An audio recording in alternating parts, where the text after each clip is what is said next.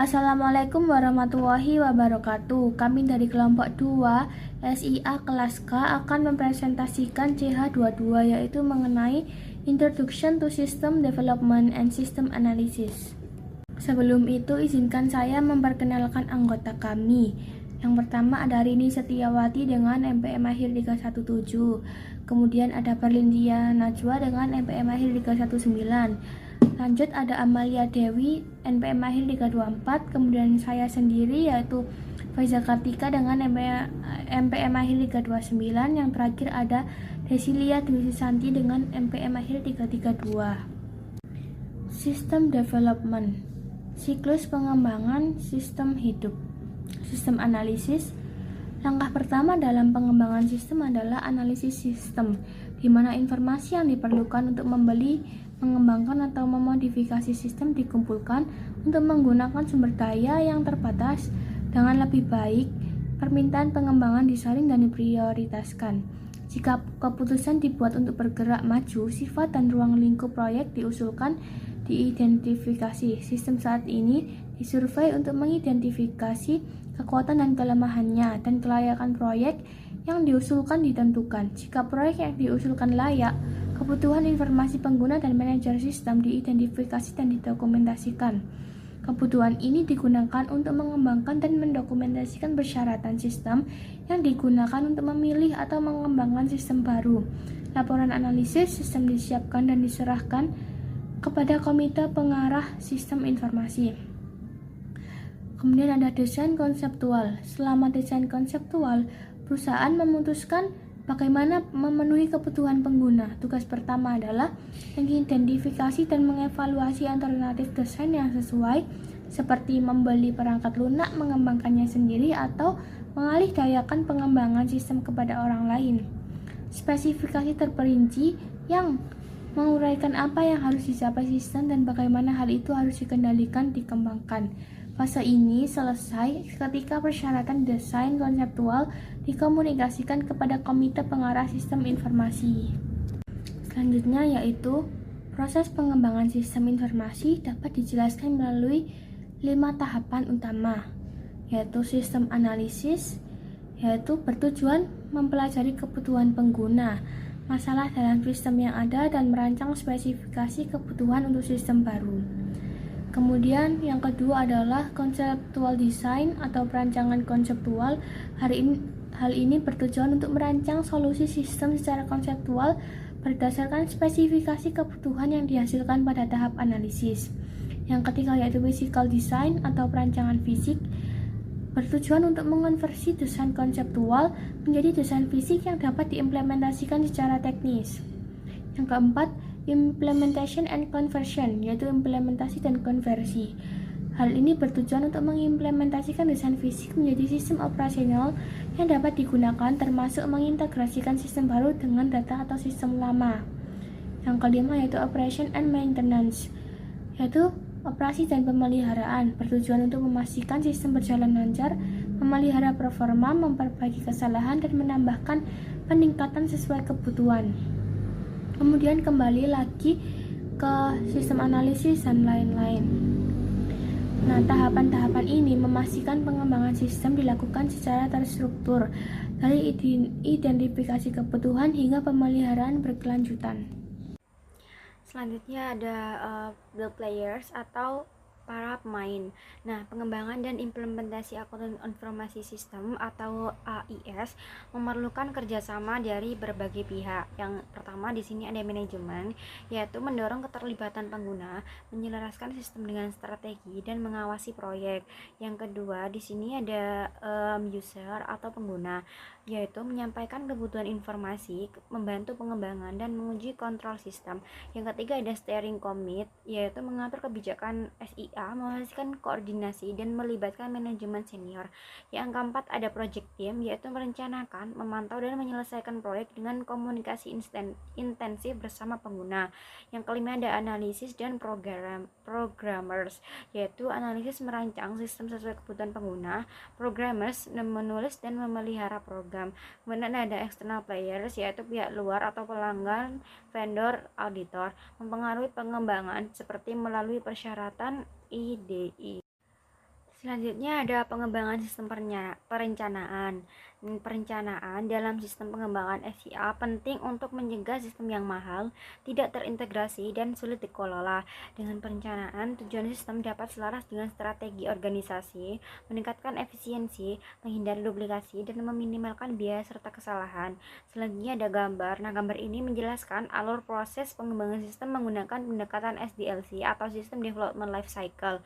Proses ini meliputi satu, yaitu analisis sistem, mengidentifikasi kebutuhan dan ruang lingkup sistem. Yang kedua, di sini ada desain konseptual, yaitu menyusun rencana awal berdasarkan kebutuhan sistem. Jika ada perubahan, kembali ke tahap analisis. Selanjutnya ada desain fisik, yaitu merancang cetak biru detail untuk implementasi sistem. Jika desain salah, revisi dilakukan. Selanjutnya ada pelaksanaan dan konversi. Nah, sistem diterapkan dan dikonversi untuk digunakan secara operasional. Jika terjadi kesalahan, proses tidak selesai. Selanjutnya ada operasi dan pemeliharaan, yaitu sistem dijalankan diperbaiki secara berkelanjutan untuk memastikan performa optimal. Nah, alur ini menunjukkan perlunya perencanaan yang matang untuk menghindari pengulangan tahapan yang menyebabkan biaya dan waktu tambahan. Kemudian ada dua jenis rencana yang diperlukan. Satu, Project Development Plan, yaitu disiapkan oleh tim proyek, mencakup analisis biaya manfaat, kebutuhan pengembangan dan operasional serta jadwal aktivitas. Dua, ada Master Plan, yaitu disiapkan oleh Steering Committee, berisi rencana jangka panjang, prioritas proyek, kriteria penilaian dan jadwal pengembangan. Nah, rencana ini biasanya memiliki cakupan 3 tahun dan diperbarui secara berkala. Nah, perencanaan yang buruk dapat menyebabkan biaya tinggi, penundaan, dan frustasi akibat harus memperbaiki kesalahan desain. Kemudian ada teknik perencanaan. Nah, PERT dan Gantt chart adalah teknik yang digunakan untuk menjadwalkan dan memantau kegiatan dalam pengembangan sistem. Nah, PERT atau Program Evaluation and Review Technique membutuhkan identifikasi semua aktivitas serta hubungan antara aktivitas yang mendahului dan mengikuti. Diagram PERT berupa jaringan panah dan simpul yang merepresentasikan aktivitas proyek yang memerlukan waktu dan sumber daya. Estimasi waktu penyelesaian dilakukan untuk menentukan jalur kritis, yaitu jalur yang membutuhkan waktu paling lama. Nah, jika ada aktivitas di jalur kritis yang tertunda, maka keseluruhan proyek akan tertunda. Untuk mengatasi hal ini, sumber daya dapat dialihkan ke aktivitas di jalur kritis guna mempercepat penyelesaian proyek. Nah, sementara itu, Gantt chart adalah grafik batang yang menampilkan aktivitas proyek di sisi kiri dan unit waktu di bagian atas. Setiap aktivitas ditunjukkan oleh batang yang menggambarkan rentan waktu dari tanggal mulai hingga tanggal akhir yang dijadwalkan. Saat aktivitas selesai, batang tersebut diisi sehingga kemajuan proyek dapat dipantau secara visual. Keuntungan utama dari Gantt chart adalah kemampuannya untuk menampilkan keseluruhan jadwal proyek yang kompleks beserta status terkini.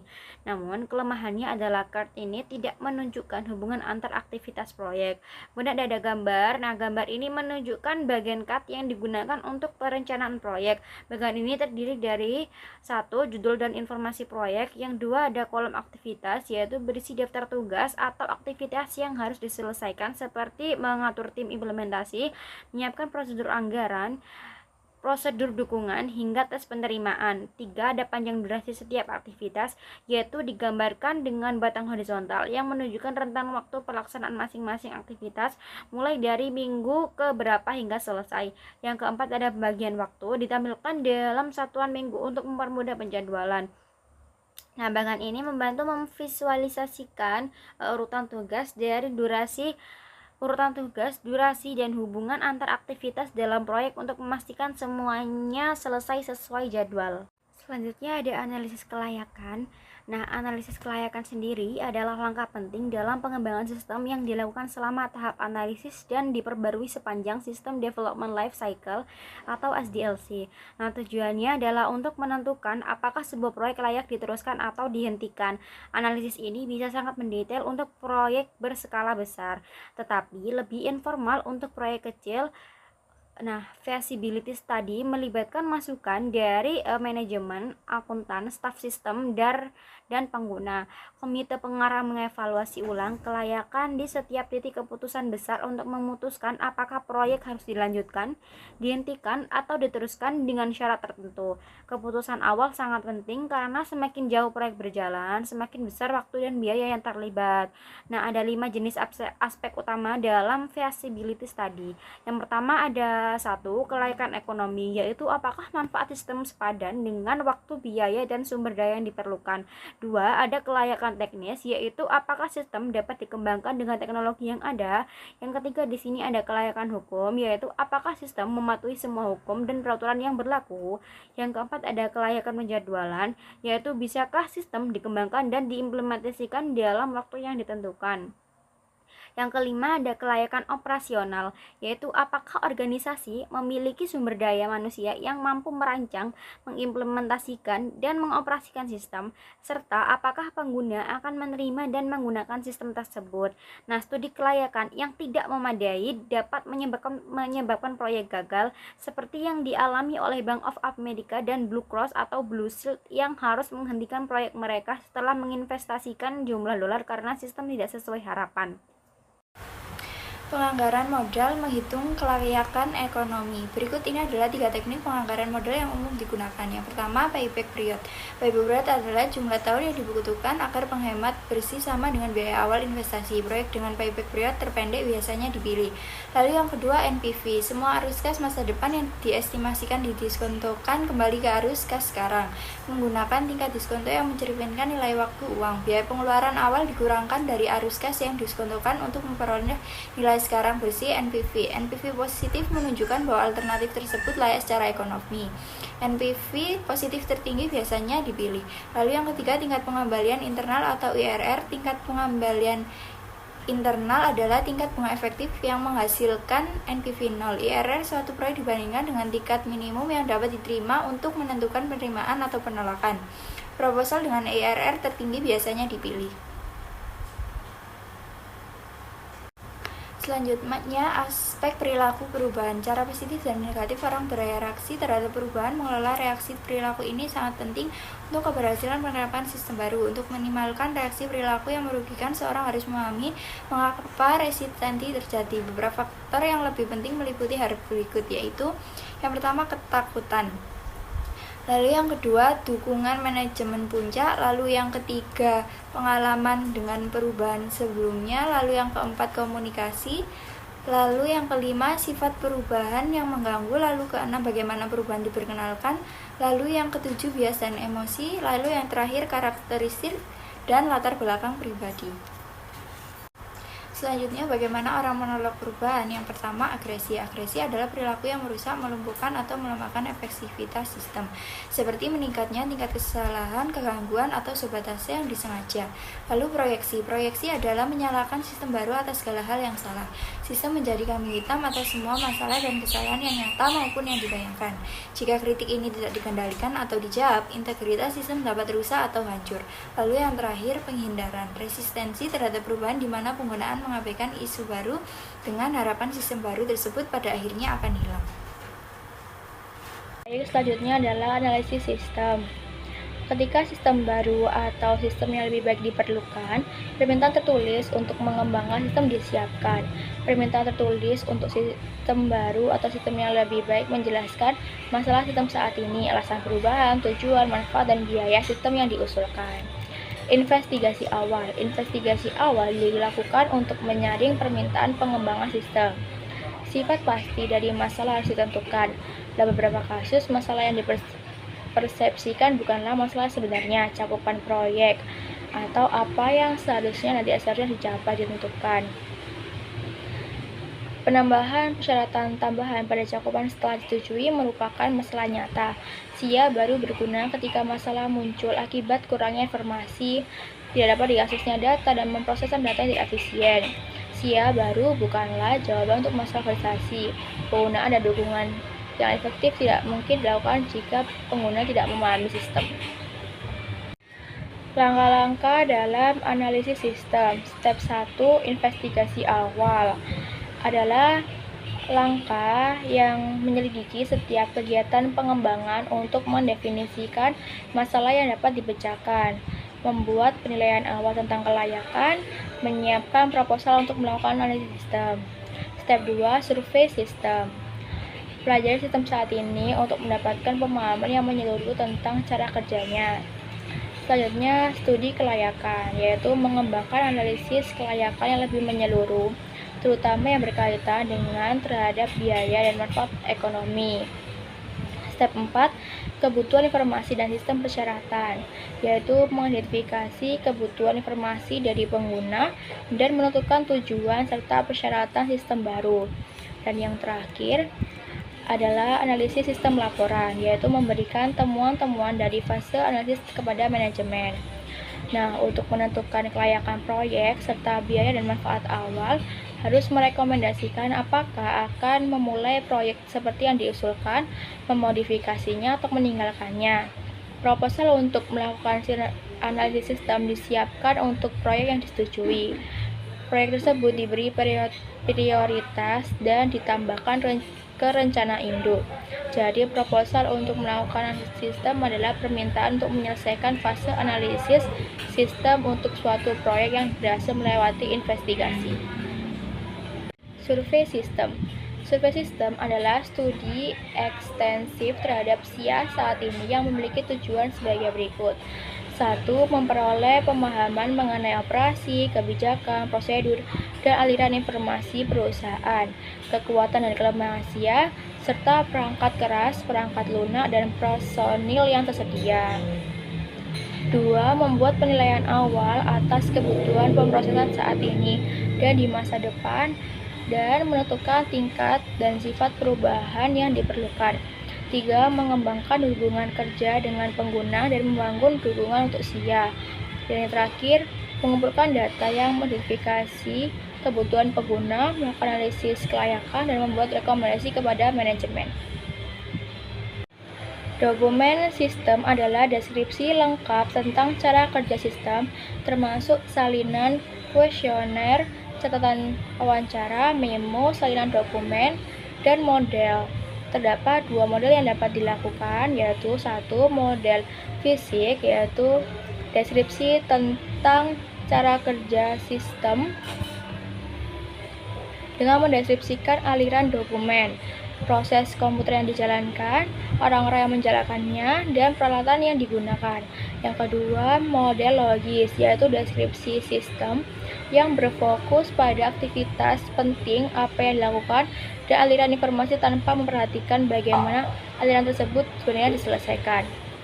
Setelah mengumpulkan data, tim mengevaluasi kekuatan dan kelemahan AIS atau SIA untuk mengembangkan ide-ide dalam merancang dan menyusun SIA baru. Jika sesuai, kekuatan dipertahankan dan kelemahan diperbagi. Survei sistem diakhiri dengan laporan survei sistem. Laporan survei sistem adalah laporan yang merangkum semua aktivitas yang berlangsung selama survei sistem, termasuk semua dokumentasi yang relevan. Nah, selanjutnya di sini ada feasibility study atau studi kelayakan, di mana pada tahap ini analisis kelayakan menyeluruh. Pada bab sebelumnya itu dilakukan untuk menentukan kelayakan proyek. Analisis kelayakan diperbarui secara berkala seiring berjalannya proyek dan biaya serta manfaat menjadi lebih jelas. Nah, kemudian di sini ada kebutuhan informasi dan persyaratan sistem, yaitu ada contoh pada tabel 225 dan 226, di mana 225 sendiri itu adalah gambaran tentang jenis masalah komunikasi yang terkait dengan proses ini.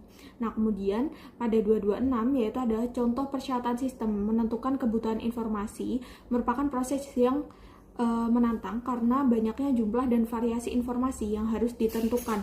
Selain itu, mungkin sulit bagi karyawan untuk mengartikulasikan kebutuhan informasi mereka atau yang mungkin salah mengidentifikasikannya.